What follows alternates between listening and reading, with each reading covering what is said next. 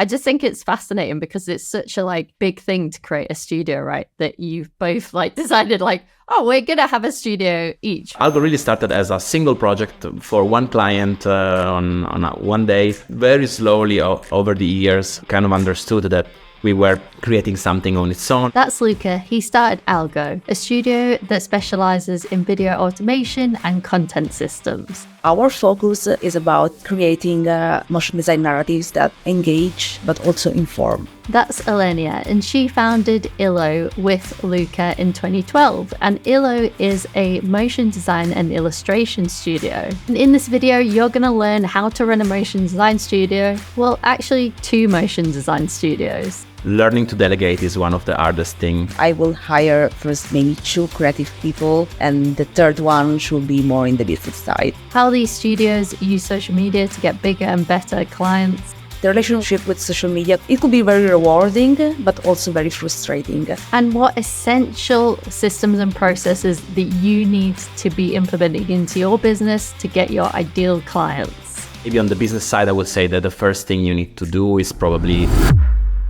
So you have 2 studios. What is the purpose of both of your studios and how did they come about? Illo is a motion design studio. The big focus on motion, art direction, and colors. Our focus is about creating optimistic experiences and, in general, motion design narratives that can engage and but also inform. We started Illo about 13 years ago. Almost, yeah. Yeah, almost 13. Both Ile and I and some of the early team members come from an engineering background. Actually, we didn't study at our school.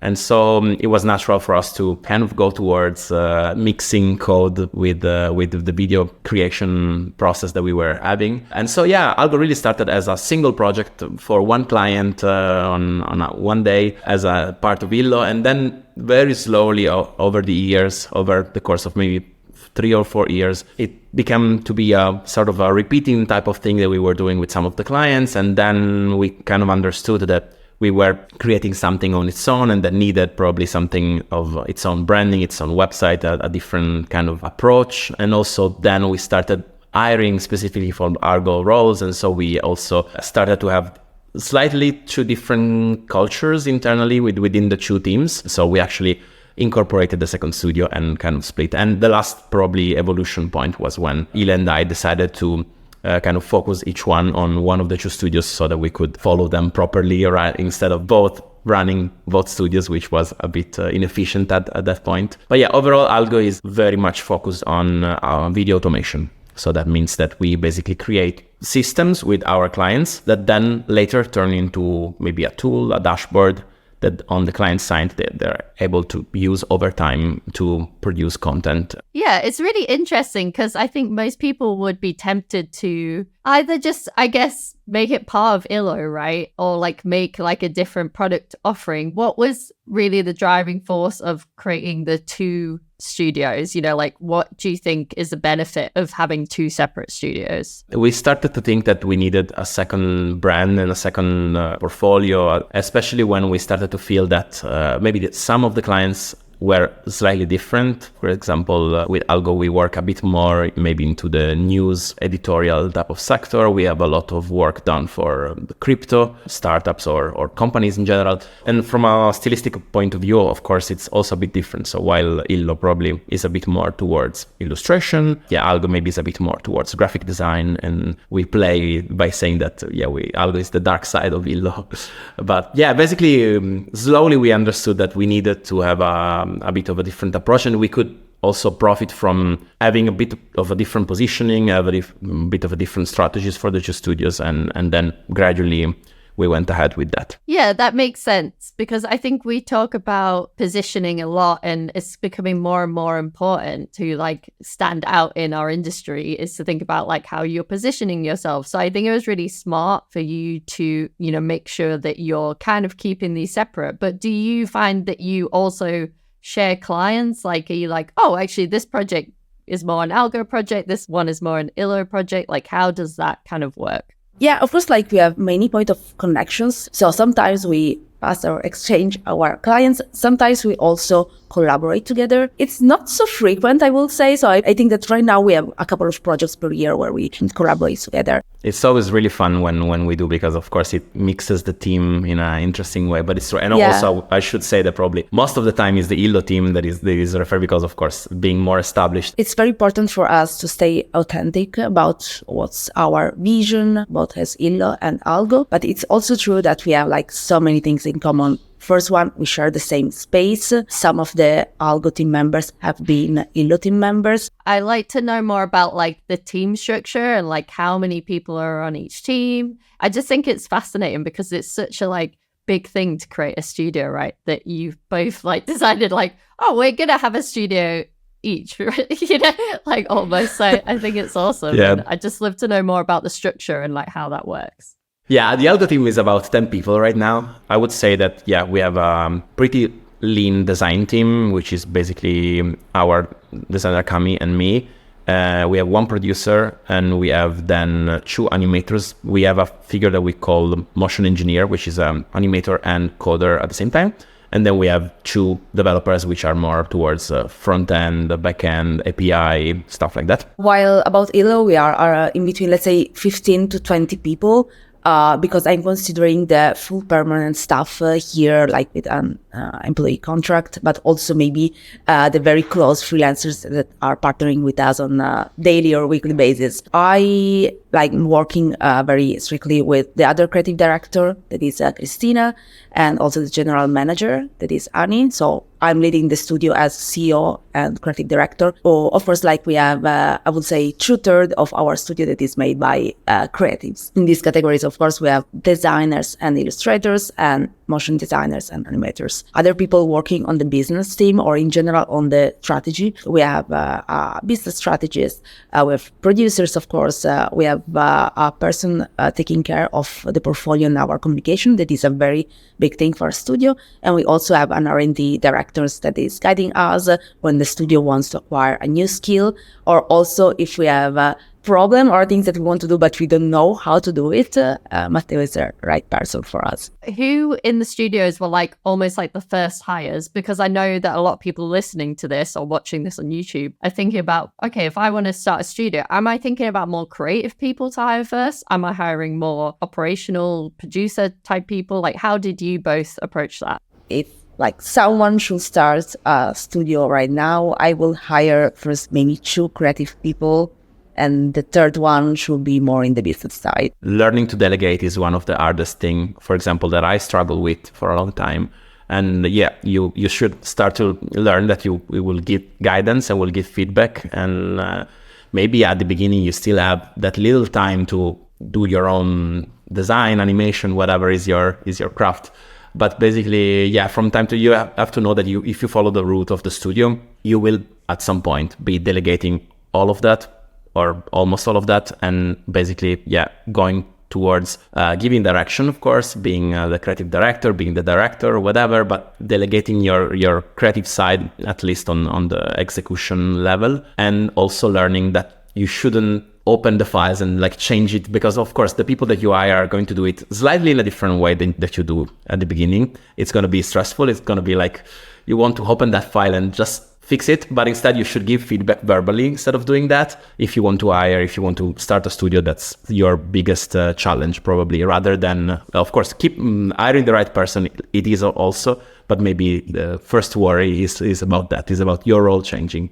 There are creatives which are amazing, but they don't love to do any of that, and it's totally fine. But it's better that you know that, and maybe you're going to become a superstar freelancer that does incredible amounts of money and is very successful and recognized. Maybe even better money. Exactly. At the beginning, for sure.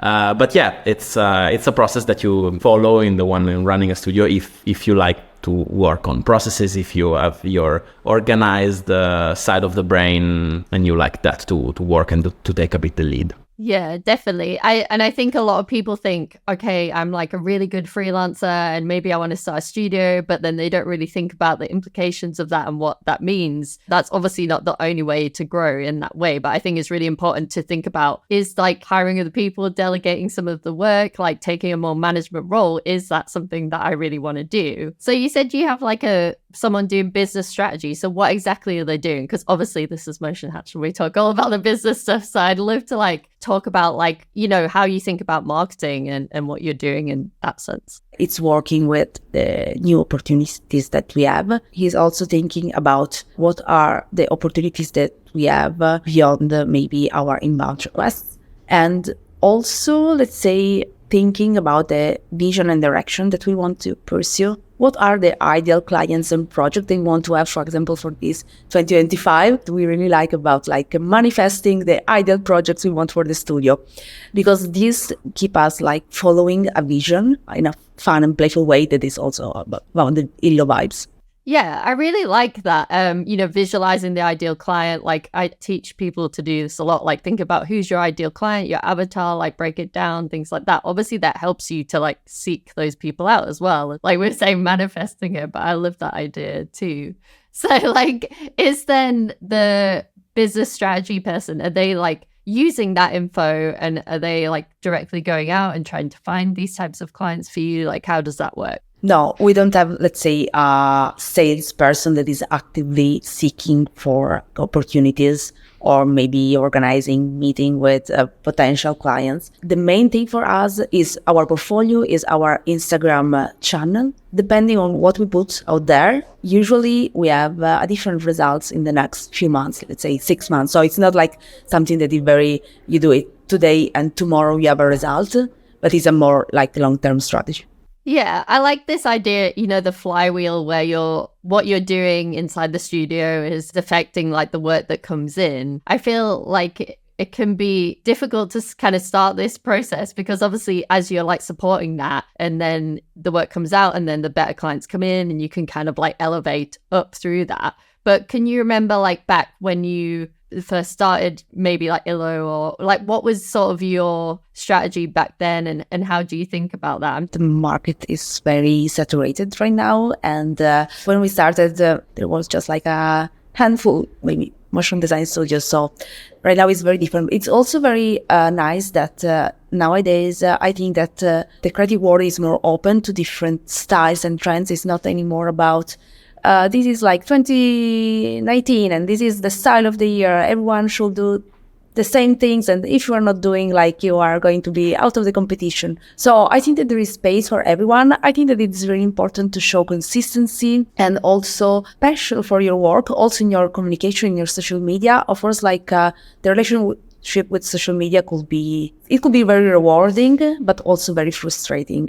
It's very, very stressful to put even just like an Instagram post out there and to see the results. Sometimes it's good, sometimes it's not good.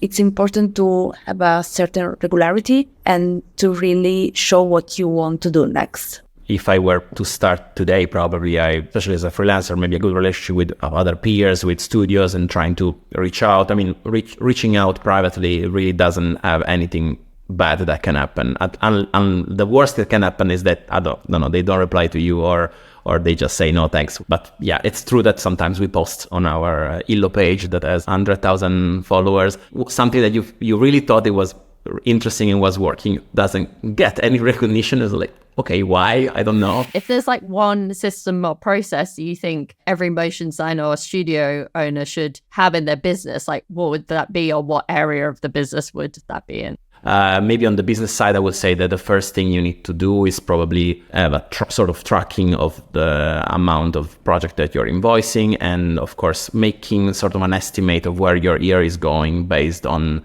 the number of leads and on the, of course, amount. For example, we have a file that is dedicated to that, which is basically trying to estimate how much we will invoice in February and March and April, and from that kind to understand where the year is going more or less. So that is a very basic, and I hope that everyone is already doing that, but basically it's a part of a process that is pretty useful, of course. Yeah, and I think that what Luca said, it's very important, because also having good financial stabilities or at least an estimate of it lead us to make bolder creative decisions, because you are willing to take more risk if you know that you are already in a safe position economically. And so maybe you can take the risk to pitch experimental ideas, because of course maybe you're losing that pitch, but if it's the right idea for the client, maybe you have a really powerful piece in your portfolio. I mean, my piece of advice is that everyone working in this industry needs to gather some inspiration also for the business part, that is super, super important and leads us to stay within like this industry and work for a long time.